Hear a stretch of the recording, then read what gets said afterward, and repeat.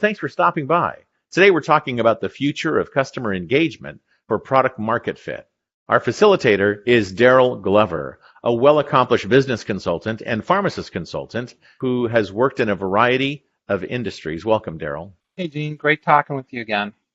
I look forward to our conversation today. It's so interesting. Theme number 3, envisioning the future state of customer engagement. What is this all about? Yeah, so we're really looking at how we can leverage new tools and new technology, such as platforms like Currnt, to really get more engaged with customers on a more consistent basis. And I think as we're kind of going through this theme and the future ones, we're really going to see how the group is going to actualize that. Sounds great. Speaking of the group, let's talk about the panel that you guys brought together to have this conversation with. Yeah, so we have a really great panel, diverse from an industry perspective, all very involved in marketing in different areas, from chief marketing officers to people's on the front line that are really looking at customer engagement in a deep way and how to better take that feedback and feed it into the organizations they work for. I was looking at your executive summary, and I love this. Tell me, and I'll forget. Show me, and I may remember, but involve me, and I shall know. Tell me, why is this important, and where are we going with this? Yeah, I mean, this came from one of the panelists who referred to this as a Chinese proverb, and I found it very emblematic of the whole theme of kind of what we were looking at. Because when we're talking about showing, we're talking about customers showing companies what kind of direction that they should be moving into. And at the same time, the companies are showing the customers that they respect them, that they're gathering and using the data that they're acquiring from them.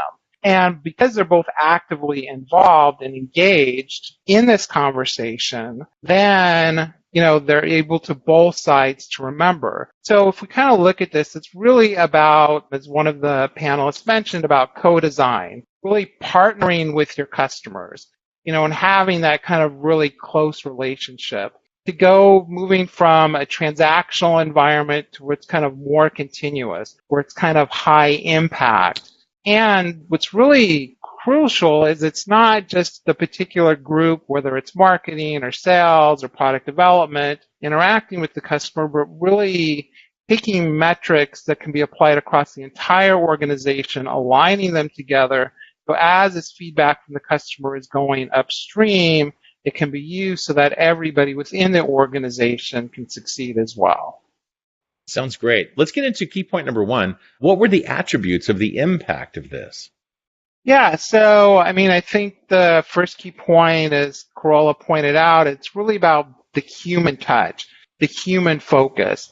And what a lot of the panelists mentioned as well is, well, how do we take that human focus and all of this data and things that we're getting from people and data from different sources and put it together? And, what everybody was talking about is we really have to use technology to ultimately integrate this information so we can use it in a more effective and productive way. So looking at AI, artificial intelligence, looking at the Internet of Things in order to collect data as the people are interacting in the environment or where they're at is really important for moving forward.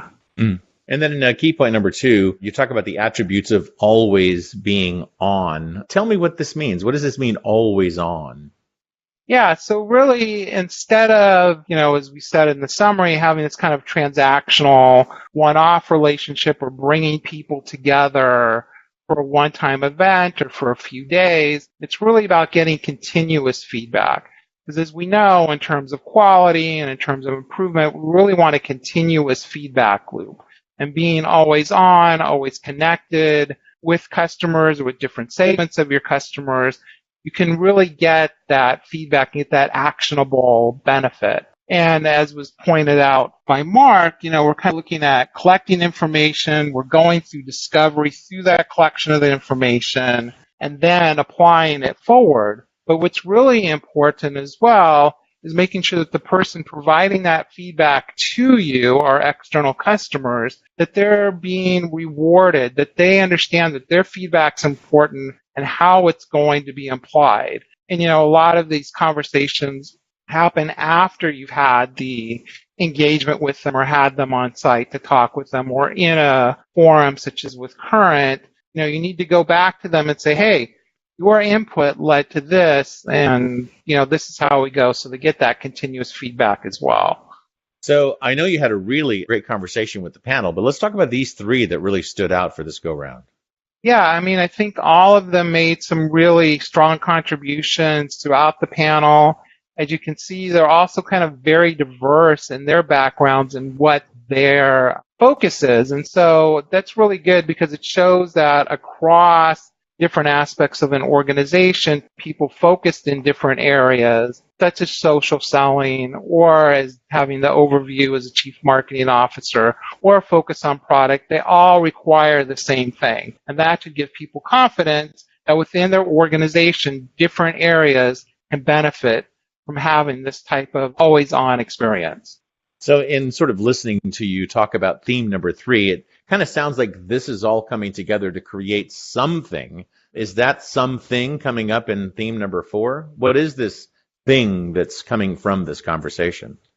Yeah, so I think what we're going to do in the next theme is we're really going to go back to the basics, and we're going to see how we can construct a customer advisory board. What is the real value of a customer advisory board? And then how can we use the platform like Currnt's platform to actualize that value into something important? So from next week forward, we're really going to look at this virtual customer advisory board, the different aspects of it, and how the organizations can benefit from exploiting a platform like Currnt.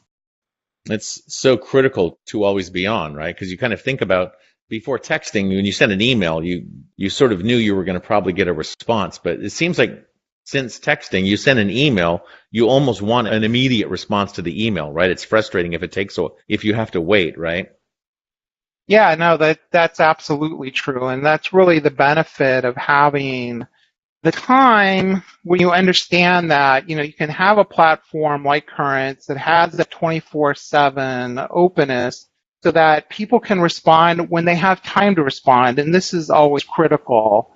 But, sometimes if you're in that environment already and you know that they will respond at some point during the day when it's convenient for them, you know that one, you have to be patient, but two, the quality of information you're going to get is going to be much higher because they're not pressured to answer right away. They're going to give that information when they're clear-headed, when they're focused on answering your question and helping your organization succeed. Oh, I can't wait. This sounds so great. So the modernization of the customer advisory board, I guess coming up in theme number 4. I really look forward to that. It sounds great. Daryl, thanks a lot for sharing this information with us today. Yeah, no, thank you, Gene. Always great speaking with you. Again, that is Daryl Glover. He's a pharmacist consultant and a business advisor. And Daryl, we will talk again. Look forward to it.